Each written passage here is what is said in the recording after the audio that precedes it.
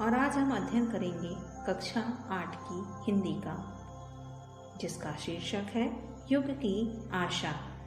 Students, यह एक कविता है। जैसा कि नाम से ही विदित है, युग की आशा अर्थात इस युग को अर्थात संसार को क्या आशा है और किससे है। यह एक कविता है और इसके माध्यम से कवि भारतीय बच्चों से आस लगाए हुए हैं और वह चाहता है कि इस कविता के माध्यम से वह भारत के बच्चों में देशभक्ति, वीरता और अतीत के गौरव के भाव जागृत कर सके। वह चाहते हैं कि इस कविता के माध्यम से भारतीय बच्चे अपने इतिहास से परिचित हों और उस परिचय को जानकर वह अपने आप को गौरवान्वित महसूस करें। इसके लिए कवि ने इस कविता में विविध चरित्रों के उदाहरण प्रस्तुत किए हैं और वह इस कविता के माध्यम से बताना चाहते हैं कि जो भारतीय बालक बालिकाएं हैं, उन्हीं से इस भारत देश को बहुत सी आशाएं हैं और वे इन आशाओं को पूरा करने के लिए प्रतिबद्ध हैं।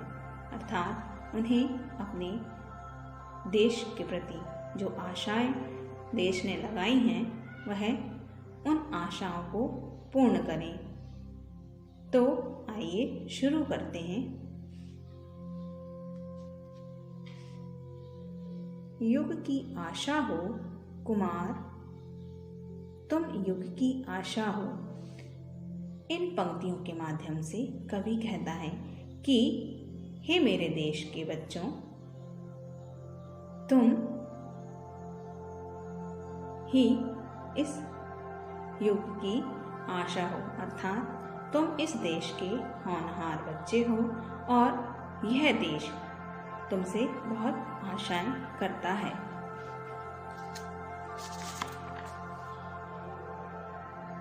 रूप तुम्हारा दिव्य चिरंतन, सबने तुमको प्यार किया। यहाँ पर कवि कहता है कि भारत के बच्चों, तुम्हारा जो रूप है वह दिव्य है, अर्थात अति सुंदर और अलौकिक है। चिरंतन अर्थात लंबे समय से चला आने वाला। यहाँ पर लेखक कहता है कि तुम्हारा जो रूप है वह अति सुंदर, अलौकिक है और वह लंबे समय से चला आ रहा है, इसीलिए सबने तुमको प्यार किया है। तुम भावी के कलाकार हो। भावी अर्थात भविष्य के। कवि कहता है कि तुम भविष्य के कलाकार हो, अर्थात तुम्हारे अंदर संपूर्ण कलाएं विद्यमान हैं और तुम आने वाले समय के अर्थात भविष्य के कलाकार हो। तुमने जग साकार किया। तुम इस जग को, इस संसार को साकार करोगे, अर्थात जो सपने भारतवासियों ने देखे हैं, उन सपनों को, उस जगत के सपने को तुम साकार करोगे, अर्थात सत्य बनाओगे।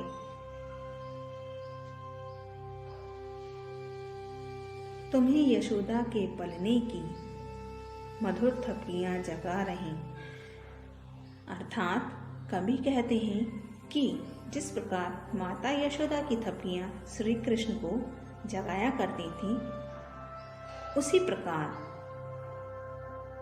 माता यशोदा के समान ही वह थपलियां तुम्हें देश के प्रति अपने संकल्प को पूर्ण करने के लिए जगा रही हैं।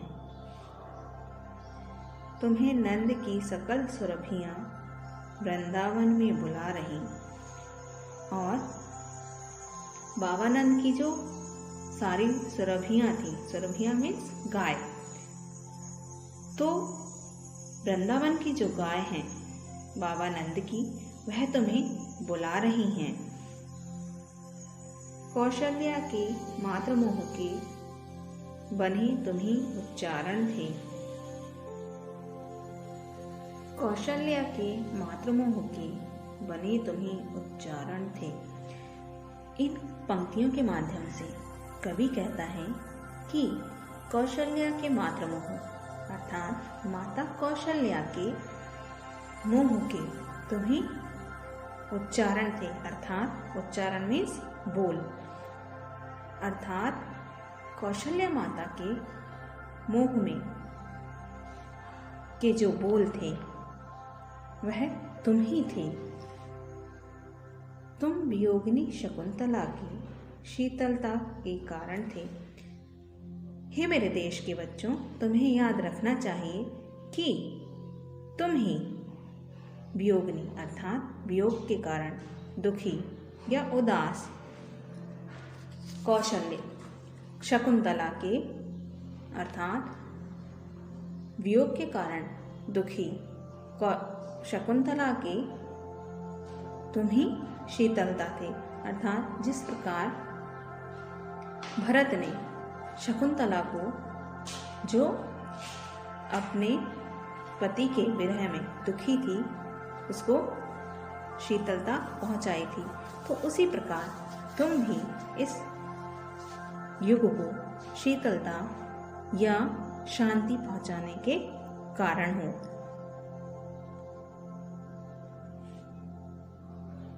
गुरु द्रोण की प्रतिमा पूजक, चक्रव्यूह के विध्वंसक। इन पंक्तियों के माध्यम से कवि कहना चाहते हैं कि जिस प्रकार गुरु द्रोण की प्रतिमा बनाकर एकलव्य ने अपनी धनुर्विद्या को पूर्ण किया था, तथा अभिमन्यु ने जिस प्रकार चक्रव्यूह का भेदन किया था,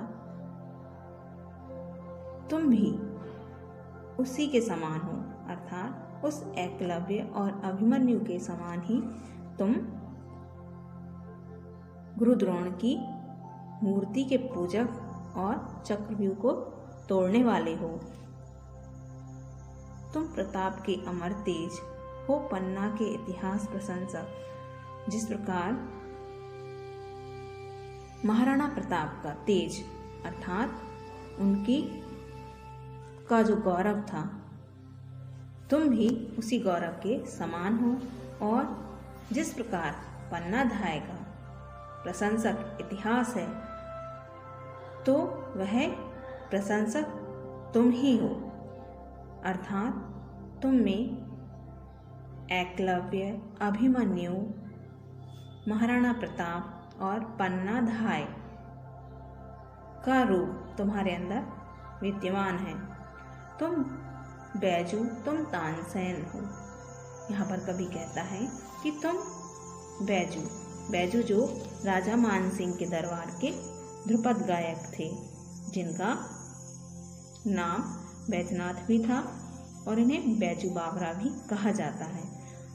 तो यहाँ पर कवि कहता है कि तुम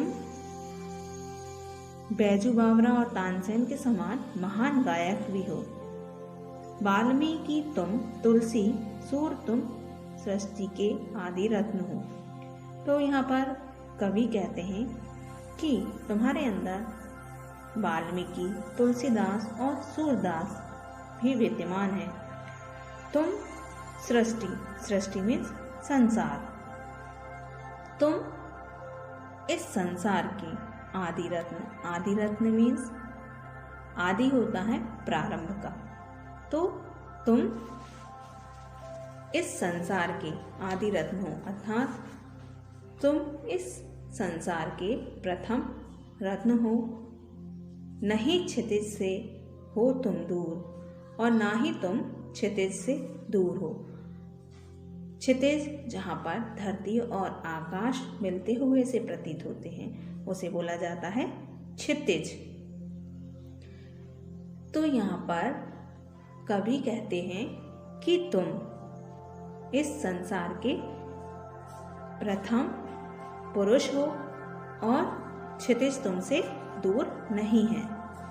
अर्थात इन पंक्तियों के माध्यम से कवि भारत के बच्चों में गुरु द्रोण, एकलव्य, अभिमन्यु, महाराणा प्रताप, पन्नाधाय, बैजू और तानसेन, वाल्मीकि, तुलसीदास, सूरदास आदि की छवि को देखता है और वह कहता है कि तुम्हारे अंदर यह सब विद्यमान है और तुम इस संसार में प्रथम पुरुष हो और यह क्षितिज तुमसे अधिक दूर नहीं है, अर्थात तुम इस क्षितिज को प्राप्त करने ही वाले हो।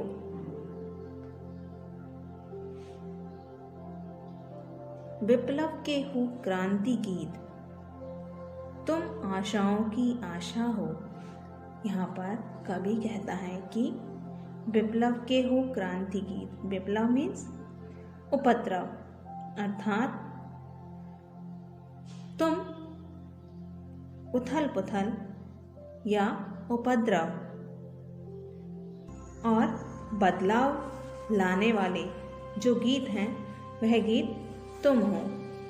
और इस संसार की जो आशाएं हैं, जो आशाएं इस संसार ने तुमसे लगाई हैं, तो उन आशाओं की भी तुम आशा हो। अर्थात जो आशाएं तुमसे जगत लगाए हुए है वे आशाएं भी तुम्हारी ओर आशान्वित होकर देख रही हैं। जीवन की चिर शांति तुम ही हो, यौवन की परिभाषा हो। तो यहाँ पर कवि कहता है कि यौवन की अर्थात युवा अवस्था की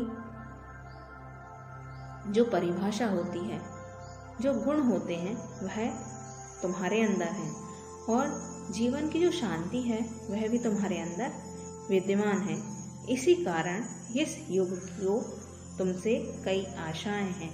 तो हे बच्चों, हे भारत देश के बच्चों, इस कारण से ही यह युग तुमसे आशाएं लगाए हुए हैं और यही कारण है कि वह तुम्हारी ओर आशान्वित होकर देख रहा है और तुम इन आशाओं को पूर्ण करोगे, ऐसी वह कामना करता है।